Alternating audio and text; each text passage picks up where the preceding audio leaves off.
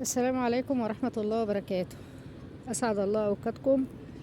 آه، من مكاني هذا يا ترى بتتابعوني من أي مكان، من أي مكان أو من أي بلد.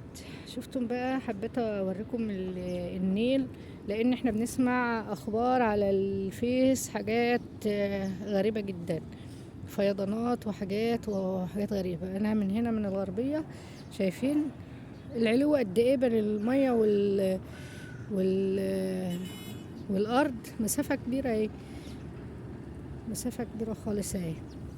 بنسمع بقى على الفيس فيضانات وحاجات والحقيقة بتبقى غير شكل تاني. فطبعا احنا ما نصدقش اي كلام بيتقال الا لما نشوف بعينينا. ادي اهوت نهر النيل من الغربية، عمالين يقولوا بقى وانا بسمع كلام ان في فيضانات هتطلع والبيوت هتغرق وحاجات غريبة جدا. لا، انا من هنا اهوت بوريكم المنظر، ان الحاجة طبيعية والبحر طبيعي خالص وكل حاجة طبيعية. قوليلي بقى، بتتابعوني من انهي محافظة ومن انهي بلد؟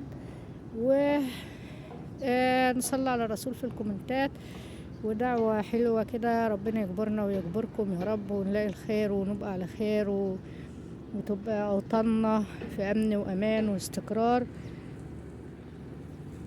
ودايما بخير وعلى خير. سبحان الله، الحمد لله، ولا إله إلا الله، الله أكبر، ولا حول ولا قوة إلا بالله. قولوا معايا كده: ألا بذكر الله تطمئن القلوب. اللهم صل وسلم على نبينا محمد وعلى آله وصحبه وسلم تسليما كثيرا. ربنا يجعل أوطاننا أمن وأمان وحب بين بعضنا واستقرار. دمتم في حفظ الله.